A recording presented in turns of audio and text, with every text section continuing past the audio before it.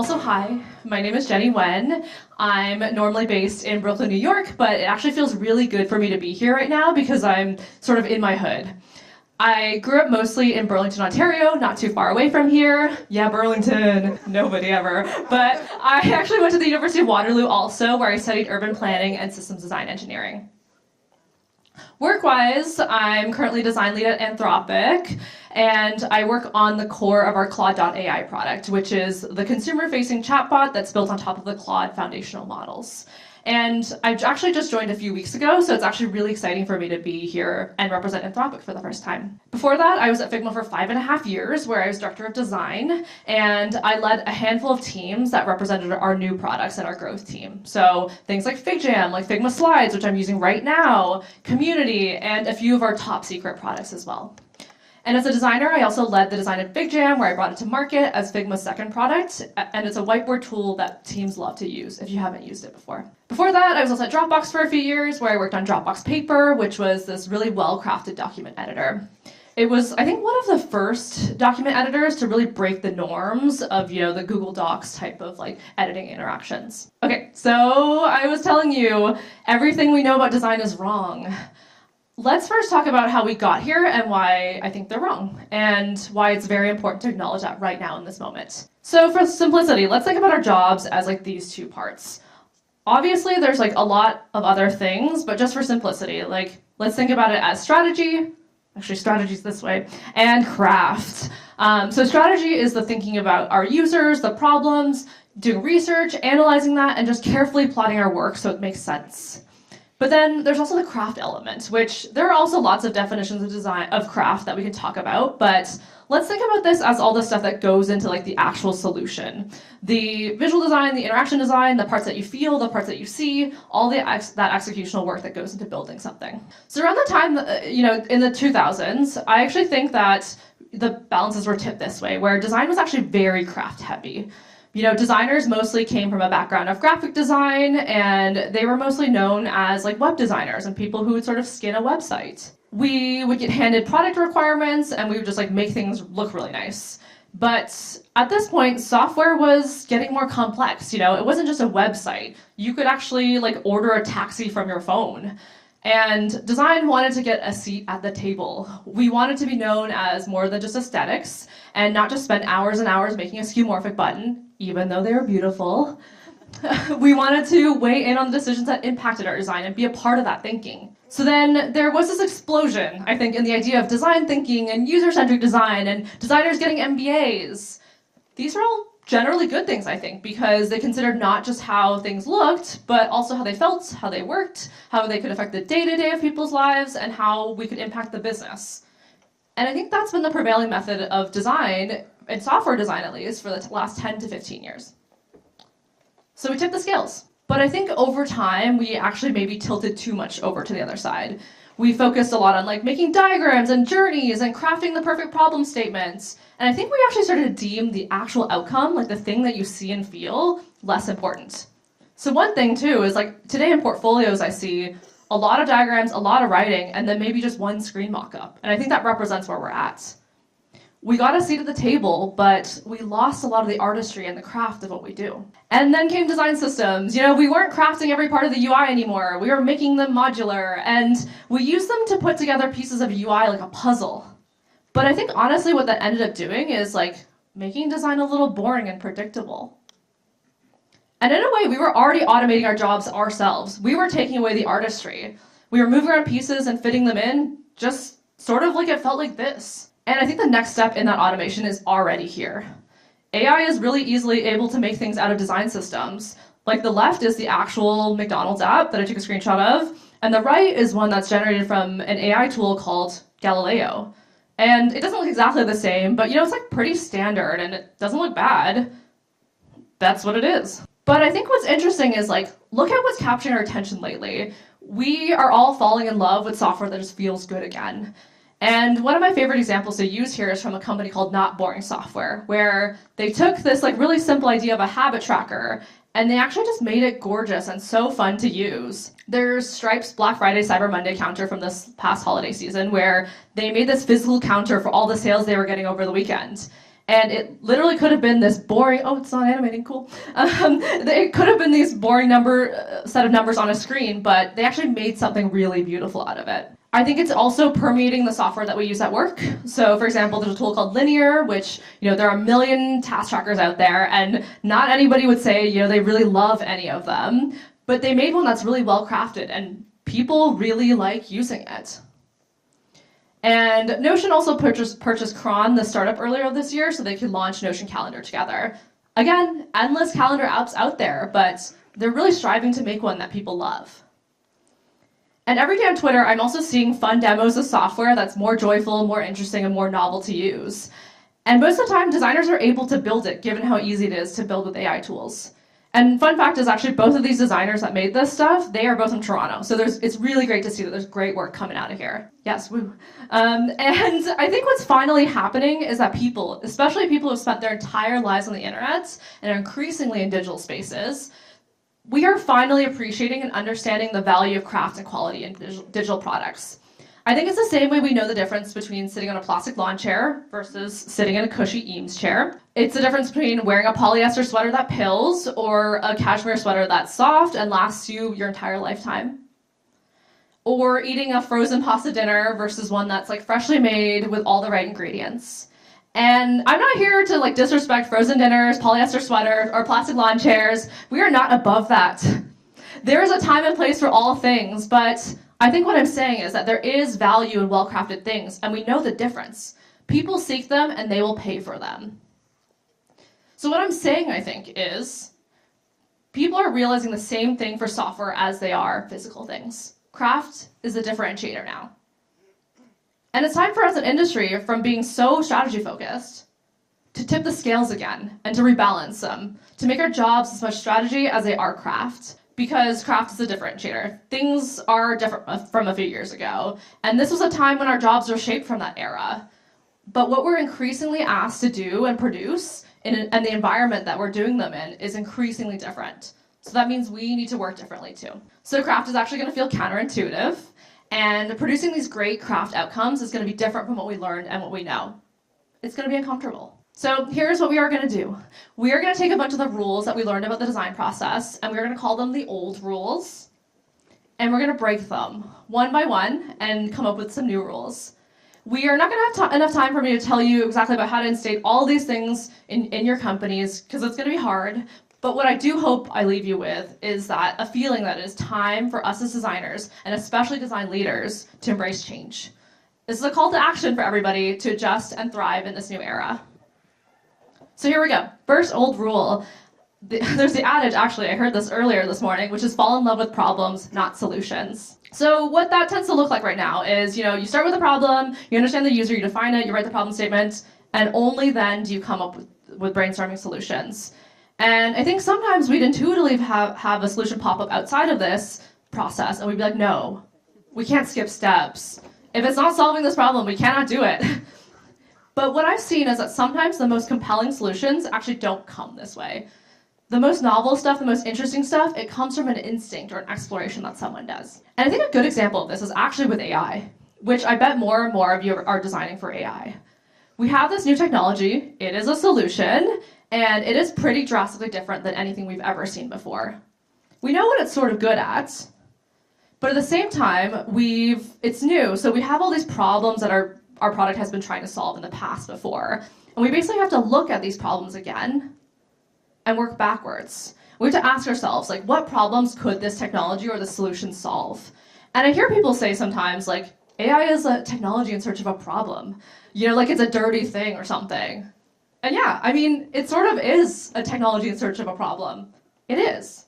But you also can't deny that it does solve some problems in a much better way than we had in the past. So one example of this is with FigJam, we built some features that we launched in 2023 where basically after a brainstorm, you have all this messy stuff on Canvas and you select it and you click summarize and we print you out this really beautiful summary on the right. When we saw the latest AI models in 2023 being really powerful, we thought about how they might change our products. And the first thing we did was brainstorm, what is AI good at? It's good at summarizing a lot of text, it's good at generating ideas, it's good at helping with writing. But the big one we saw was like, it's really good at summarizing a lot of text. And so from there, we actually worked backwards and we thought, what problems do our users have that this could solve? And here, the big one here was, it's too much work to synthesize brainstorms in FigJam. And from there, we developed our summarization feature. We did not follow the rules of going problem first, but we still landed at a really compelling solution, I think, that solved a sharp problem. And another one that predates me from Anthropic, and I hope this video will play, but maybe it will not. Okay, that's fine. No worries. Another example is the artifacts launch that we did, where instead of a chat reply, artifacts are basically these things that Claude can make for you, like a document or graphs or a website or even an app right beside your chat. And this one did not come through a defined problem to solution process. Honestly, one of the passionate engineers on the team was just like, hey, I was tired of copying code over from Claude into my code editor, so I just wanted to put it right beside Claude. So he just built this simple split screen prototype. This is it. And one of the designers on the team named Michael, he loved this so much that he actually iterated on it, built it, and created his own prototype. And all the reactions from the team, including the CEO, were just really positive. But this didn't come from a problem statement. And in fact, it probably wouldn't have come out of a problem statement. We didn't realize this was a problem until we actually saw the solution. And overall, it was a really successful launch because Claude was actually the first AI tool to actually have this interaction. And it fundamentally changed the way people thought about AI and what it was capable of. We really just did not know this was a problem until we saw the solution. So the old rule here was to fall in love with problems, not solutions. But I think the new rule is to flirt with novel solutions. I'm not saying every design process needs to come solution first, that's probably not going to work. But sometimes the best solutions, especially ones with new technology, they can come solution first. I think if there's a feeling there that gives you butterflies, you should listen to that feeling. So the second old rule is to start lo-fi and then go hi-fi. You know the process, you start with something like this, it's super sketchy, it's maybe pencil and paper, and then you make it less sketchy, you add a few more details, and then you maybe bring it to digital, there's a little bit more detail, and then finally there's that layer of color, and then it's a real thing, right? It totally makes sense. But I think this approach has been treating the visual details in high-fidelity work like it's a coat of paint, like this layer that you put on top. But maybe the right analogy here actually is decorating a cake. Sure, it's the last thing you see, it's the finishing touches, but it's a careful orchestration. As you're figuring out what flavor the cake is, you're also deciding what's going to go on top. And you're deciding these things, two things in parallel, because one really depends on the other. And we also got to this weird point where we really felt like as an industry, we needed to split the difference between UI and UX. Truly, if you ever want to be enlightened, just go onto LinkedIn and search UI versus UX. You will get ketchup bottles, sidewalks, left brain versus right brain, all this stuff. But what I think I'm trying to get at is who cares? Who cares? What our users cannot tell the difference between UI versus UX. They just feel what they feel, and it either works or it doesn't. So the reframe here that I will give you is that in terms of creating well-crafted products, the interface is the experience. You need to develop both and think about it early on and not as an afterthought. Every craft-centric team I've been on starts with high fidelity and not just wireframes. These are some of the first second-round mocks from teams that I've been on and led, and here the idea is not 100% fleshed out, but we are trying to make them feel really real so we can assess if they make sense or not. And I think this can be very hard. A lot of designers can feel like it's a lot of work to just have really nice visuals from the get-go, but the reality is this is a trained skill. And I think it's important for us to train our teams to do this, but also look for the skill more. So an example I'll give you is the toolbar at the bottom of FigJam. It's one of its defining features. It's skeuomorphic, and I think it's really different from other whiteboard tools out there. You'll take a screenshot and you'll know that's FigJam.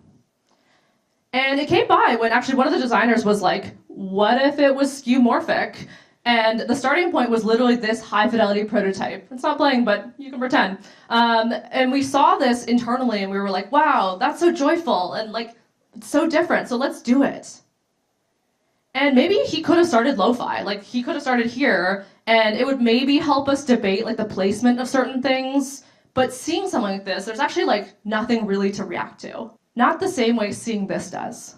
The visual design here, it is the concept. And without doing this right away, we wouldn't have bought into it. But just because it was high fidelity doesn't mean that it was the final visuals. We ended up doing multiple iterations to refine the visual design. These all were part of that, where the visuals are actually drastically different in each. But the core concept is actually still there in all of these. You know, the skeuomorphic tools, the feeling of tactility, the joy, it's all there. And here's where we landed again. We could not have done this without exploring the visual design really early in the process. So the old rule here was to start lo-fi, then hi-fi, UX, then UI. But I actually think the new rule is that it's advantageous to start thinking about the UI even early on in the design process, and to build that muscle on your teams where they're able to come up with great visuals really quickly. So the third rule I have in this old world is to measure twice, cut once.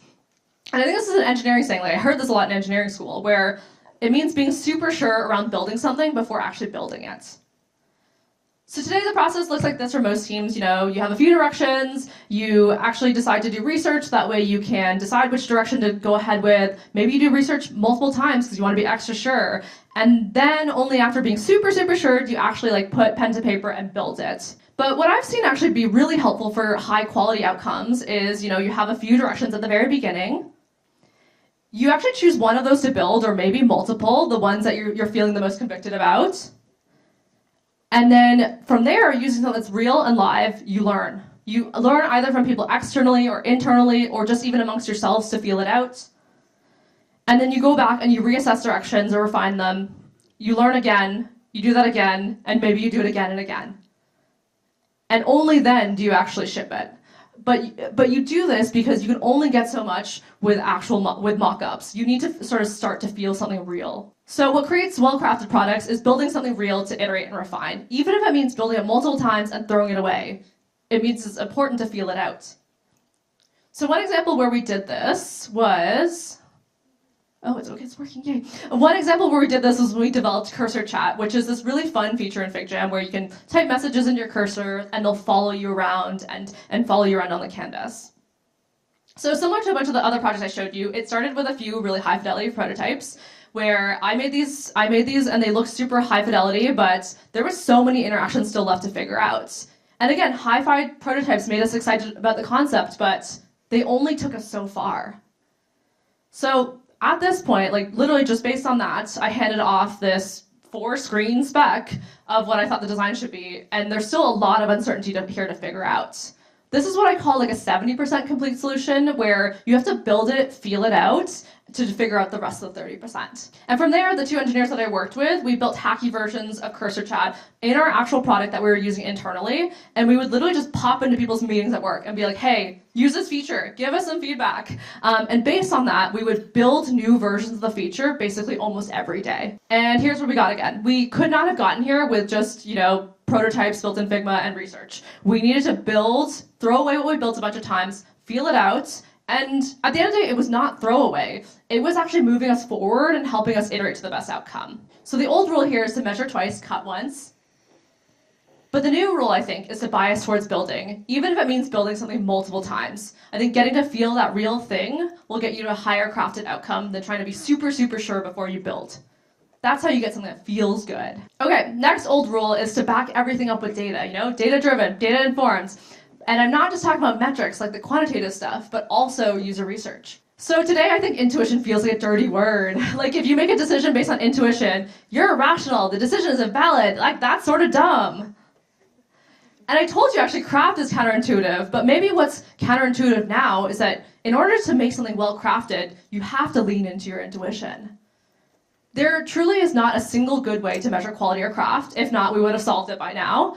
But intuition is built by taste and experiences, and it's something that we do and we pick up after using and building products for many years. We hone it. And so intuition is not irrational. It's built on data and experience that we have as designers, and we should be constantly building that intuition with more data and more experience. So we launched FigJam in 2021, and it was actually a really positive launch. You know, people were really excited to try it out. It's Figma's second product. We got lots of positive feedback, but we also got lots of feedback like this, where they were asking us for features like a timer or team templates or more sticky colors. But what we were not getting feedback about was, you know, like, can you make the product higher quality? Can you make this one interaction slightly better? This interaction just a little sticky and weird. We didn't hear that. But we were a group of experienced product builders, and we knew the product wasn't there yet, even though we'd launched. And I think if there was some magical way to measure quality like this graph, it might look like this, where there is some threshold that you have that's like when you think people will know it's high quality. And we just had this sense, this intuition that we were just not there yet, but we had to keep inching away at it. So quality is not a thing you're going to get direct feedback about, and it's not necessarily something you're going to be able to write a user story about. You have to feel it. So a lot of the work that we did after the launch was small tweaks that aren't flashy, but quality tweaks. We tweaked object snapping to make things snap better. We tweaked the border visuals so they would be less noisy. We tweaked the color palettes because they're feeling too dark at one point. We adjusted the font sizes to make them look better next to each other. We added image borders so the white images would stand out better on white background. We tweaked shape sizing so it would be smoother. And there's just like so much more stuff that we did that I could fill literally an entire presentation of slides with. But again, these were not things that our users were telling us directly. They were things that we intuitively knew did not feel good enough. And you could not measure and experiment and say, this one thing raises metric by 5% or whatever. But over time, the culmination of these small things created this emergence of quality that you could actually start to see people using the tool more smoothly. So the old rule here was to back everything up with data. But the new rule, I think, is to use that intuition to hone quality. And it's up to us to build that intuition. Okay, so my last old rule is to stay out of the work. I have interviewed a lot of design leaders through hiring on my own team, and I frequently hear this from them, and from really seasoned leaders. I leave craft to my team. Or I hear people say, I'm not a micromanager. I don't get in the details because I'm a good manager. And then I hear this too, I empower my team by staying high level, that somehow, getting into the details is actually disempowering. But then at the same time, I'm talking to other design leaders who are at craft-centric companies looking to hire leaders. And more are saying the exact opposite. They want leaders to be not just people leaders and create great environments. They want to know that people are hands-on, that they can drive great craft outcomes, that they can get in the details and talk to their teams and push them to better craft outcomes. And I don't think any of these mean that you are a micromanager or being disempowering. So one thing that I've done with my team is I will pair and direct work with them. So for example, when we were coming up with the Figma slides, product icon, and colors, there were a lot of opinions, a lot of stakeholders, and the designer had a lot of options and was having a tough time sort of refining and figuring out which one to choose. So I actually sat down with him and we actually just looked at the options and pushed some pixels together to make the final icon. And then I help defend that decision afterward. Another thing I do is I give really detailed design feedback. I give feedback that's not just about the problem or the strategy, but about things like border radius and hierarchy, because these things matter.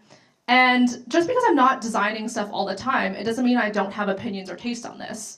And it doesn't mean that I can't make designers work better. I also do something that we call riffing, where it's basically just taking a version of the design and making something else your own and come up with another option. I'll hop into files with designers, and I just make sure that they don't feel like I'm redoing their work. I'd still leave the decision up to them, and I do this frequently enough where they know to expect it, and they don't need to choose my option. I also do a bunch of concepting, too, to help drive a direction and get the teams to be more ambitious. When I'm managing, I'm actually rarely designing, but sometimes the best option is for me to be in the weeds and to design something and throw it in, and I won't hold back. I'm doing all this from a place of trust, of still leaving the decision-making up to the designer, and to make them feel like I'm helping them as a teammate to a better outcome, versus needing to assert my opinion over theirs. So the old rule here was to stay out of the work. But I think great craft means getting hands-on. It means if your team is already really great at craft or already really senior, that you believe that you can elevate them and make them even better at it. I think that's the most empowering thing you can give your team. And to do that, you need to be comfortable talking about and poking at the details. So that was our last rule to break. So just to recap, instead of falling in love with the problem only, it's okay to flirt with novel solutions. And instead of starting lo-fi and then only gradually getting to hi-fi, I think it's important to evolve the visuals early on. Break that norm of hi-fi being only at the end. And instead of measuring twice, cutting once, and being super sure before you build anything, I think it's important to bias towards building something you're pretty sure about, and use that building as a way of trying things out and refining them. And instead of backing every project up and every decision with data, when it comes to quality, we need to start using intuition and leaning into that, because that's the only way we can sense it. And finally, as leaders, we were told to stay out of the work and stay high level, but to drive a team that's great at craft, we need to get hands-on. So there are the old rules, and here are the new rules. I'll pause for a second. I know, I'm about to see everyone's pulling out their phones. Okay, so I told you at the beginning of this talk that everything we know about design is wrong. But I think maybe, reflecting on the rules, maybe not everything we know is wrong, just some things. But there's some things that might actually be fundamental about the way you work. But at the base of it, I do think a lot of the skills we know and have, they're still there. We're just flexing them in very different ways. So that might still feel really uncomfortable to you. But things are different because craft is a differentiator. And building high craft products is going to feel counterintuitive. But I do think we need to change. The industry is fundamentally changing underneath our feet, and there have obviously been a ton of layoffs in recent years. But also, especially in leadership positions, there's been this big shift towards flattening or managers being asked to be ICs or be more hands-on, and maybe you've actually already been affected by this. So the type of leadership we need is different. What our tools are capable of is more and more powerful. And the tools that people love and crave, they're different, both in their personal lives and at work. But I want to leave you on a hopeful note. I believe in us. I believe in us to make the transition into the next era. We're creative people inherently. We've adapted before from craft to strategy to get a seat at the table. And I think this discomfort that we're all feeling, it's good. That's when we grow and change the most. I believe in us, and I can't wait to see what you all make. Thank you.